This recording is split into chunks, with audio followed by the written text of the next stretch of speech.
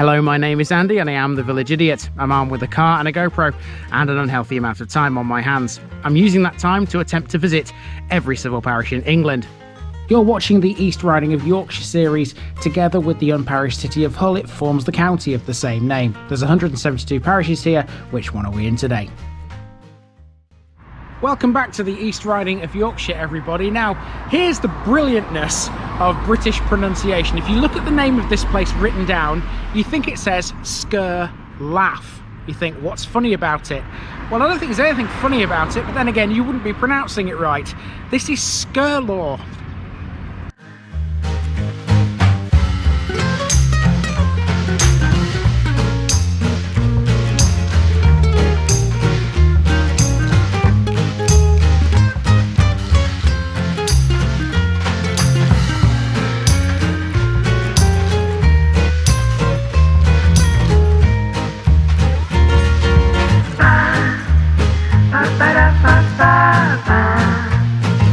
Here's my disclaimer for people who may be watching me for the first time. I say things as I would in my native accent and dialect. As a result, I may not pronounce things in the same way as the locals do. Remember, I'm a visitor. It's impossible to know everything. Leave me a comment, spin me a like and bash that subscribe button. Let's get to today's parish video. Skirlaugh truly is a wonderful village. I love this one because it reminded me of home. It's situated approximately 7 miles northeast of Hull city centre, bang on the A165. Originally a farming community, it's now primarily a commuter village.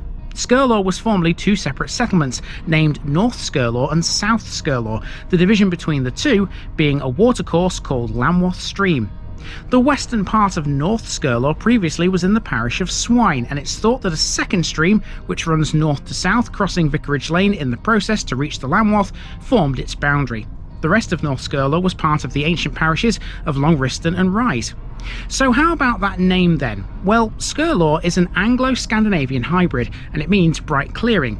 Much like Bilton, Skirlaugh has seen some 20th century expansion, particularly to the west of the main road. Among the notable people to have lived in this village would be Walter de Skirlaw, a former Bishop of Durham and advisor to both King Richard II and Henry IV. He's the man responsible for the village's church. He was later joined on the famous persons list here by the 19th century historian John Bigland, who spent his later years in Finningley in Doncaster.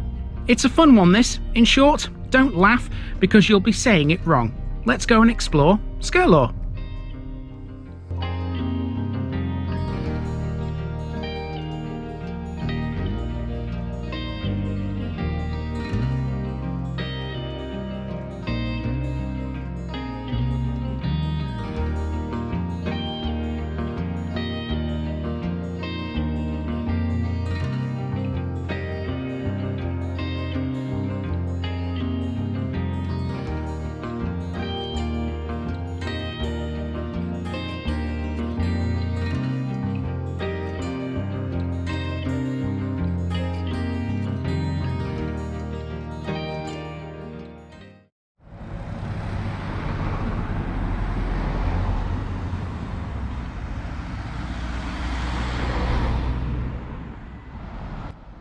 We start at a bus stop on the A165. Skirlaugh is served by the numbers 24, 99 and 242, running to Hull and Hornsey.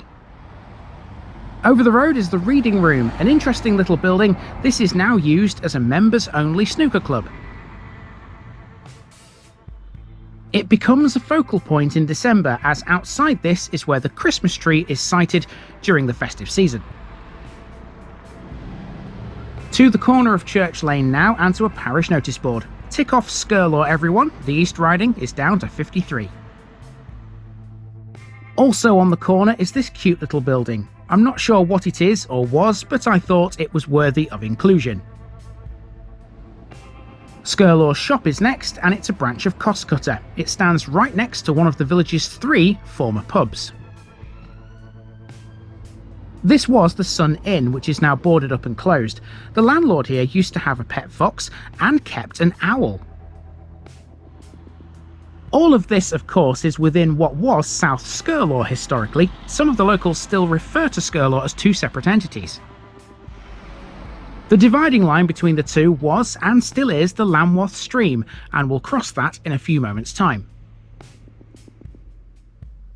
Much of South Skirlaugh's land was owned by the Bethel family. In North Skirlaugh there were several different owners.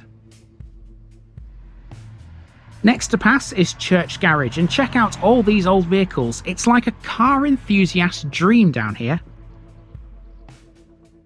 In fact, something parked on the road caught my eye here, a type of vehicle I'd not seen for quite a number of years. Check this out. I know some of you out there know I come from a kind of a farming background. It's been a while since I've seen one of these things. Look at this. How about this for a tractor? You don't see many of them around these days, do you? Fabulous.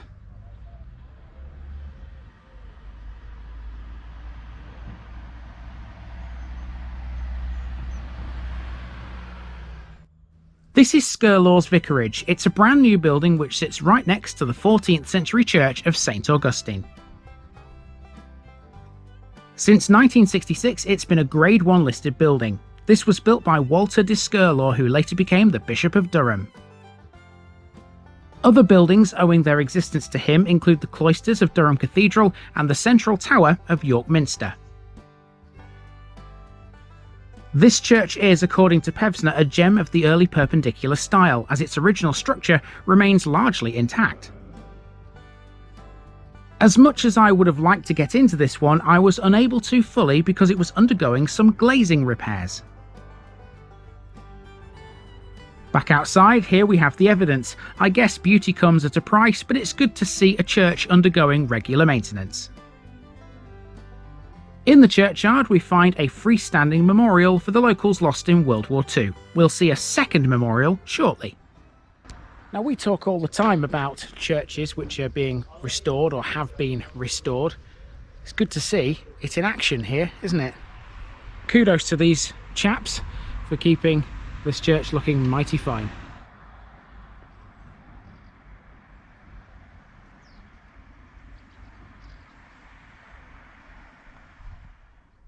Here's the village's most important stretch of water, Lambwath Stream, which divided North and South Skirlaugh from each other.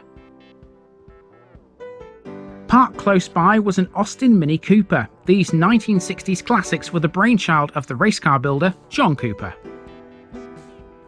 Now we're about to take a left turn onto Vicarage Lane. It seems hard to comprehend now, but it was originally a cul-de-sac. It was extended westwards in the 19th century to connect with the South Skirlaugh to Long Riston Road. There's a couple of businesses down here, including builders and contractors F. Kemp & Son, based in this yard. This is all North Skirlaugh, of course, because we're now north of the Lambwath. A few more steps and we'll see it again.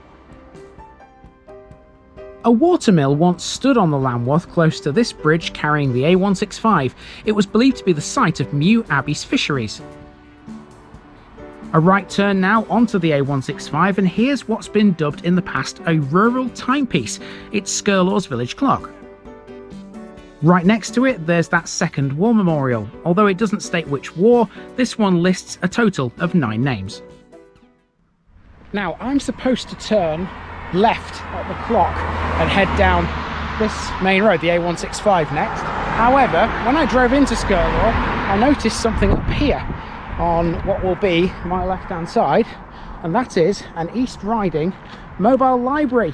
Now, we've mentioned these before, but we've never actually seen one, so let's go and check it out and see what it's all about.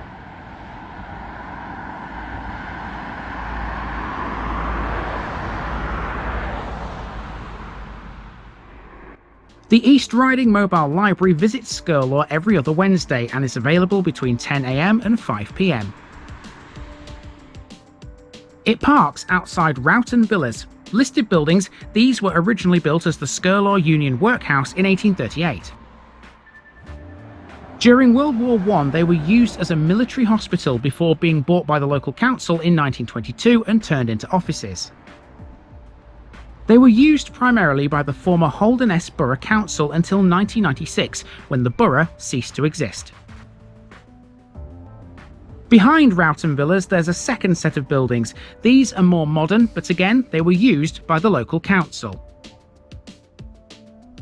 I'm not totally sure if these offices are still in use for something. They look empty, yes, but not totally abandoned. Whatever the case, we now make our way back downhill towards Lambwath Stream as we cross back into South Skirlaugh. Okay, we can rejoin the actual route now. Before I even drove into Skirlaugh, I didn't know any of those buildings existed, didn't know a thing about them, even though I've just told you all about them. Bit of a bonus section, therefore.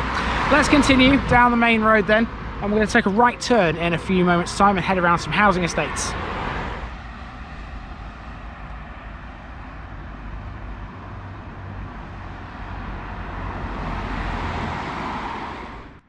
Now to turn right onto Lambwath Villas, named of course after Lambwath Stream.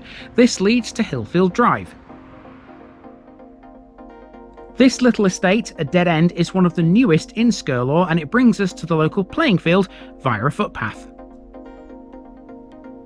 A decent size, all things considered, this field was not provided until around 1970, and it features this playground. Skirlaugh's football and cricket teams play here. Cricket is played by Skirlaugh Cricket Club, known by their nickname, the Baggy Blues. Football-wise, it's AFC Skirlaugh here who run both youth and adult teams. They often sponsor the cricket club's matches too. Once over the playing field, we're on a street called Mill House Way, which is a reference to a former windmill. It stood just off Benninghome Lane and was used to grind corn. It was in use until 1910 and was demolished in 1944. The road continues west and eventually runs to Benninghome Hall. It's a left turn for us though onto Cawood Drive. This takes us deeper into Skirlaugh's 20th century suburbia, looping as it does around another housing estate. Now of course we're not far from Beverley Airfield here, so it is not uncommon to see planes flying through the sky over Skirlaugh. They must be flying today. There's one up there, it's just heading into that cloud, the sort of grey cloud, which thankfully is not going to deposit any of its water on me, I don't think, because it's nice and sunny still. Let's continue. Our next major landmark is a school.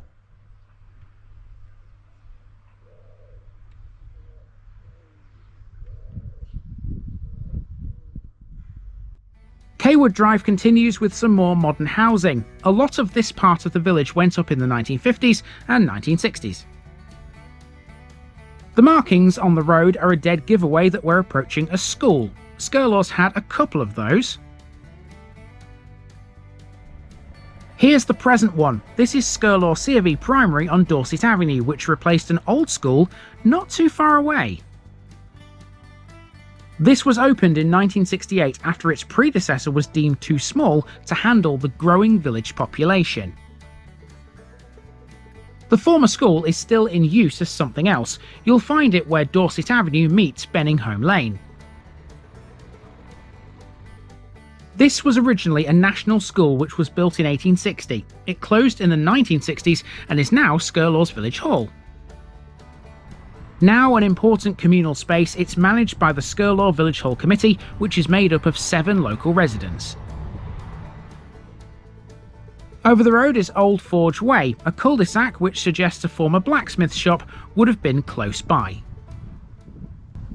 And next to Old Forge Way, you've got this house here, this big white house. It's called Millfield House. Now, this looks like it was at one time possibly a pub. I don't know, I've absolutely no idea, but it's certainly got that sort of pub shape to it, that pub aura to it, hasn't it? Well, even if it was a pub, Skirlaugh still has one, and it's called the Duke of York, and we're heading towards that now.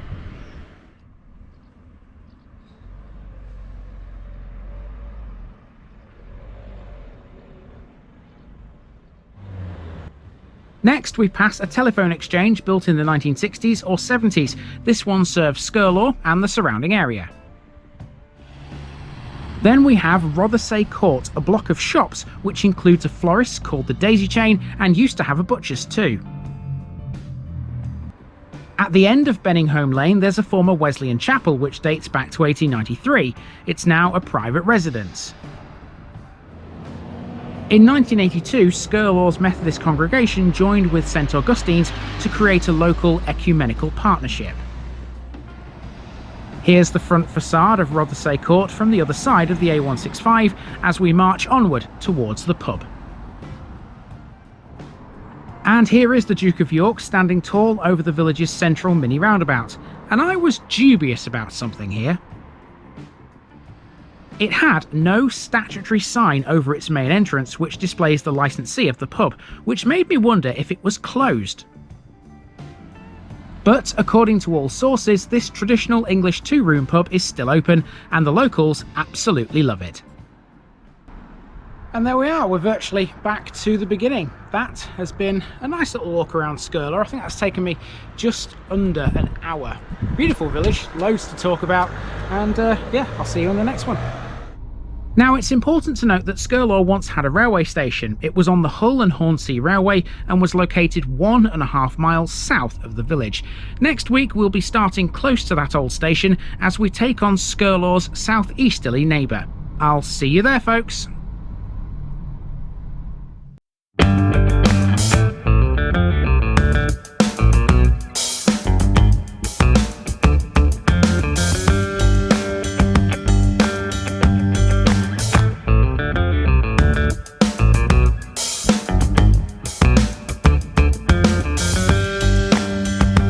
Thanks for watching this video, folks. Don't forget to like this episode if you haven't already. It really makes a difference with YouTube. If you're new here, subscribe to the channel for more videos like this, and give us a share too if you've got friends who'd like it.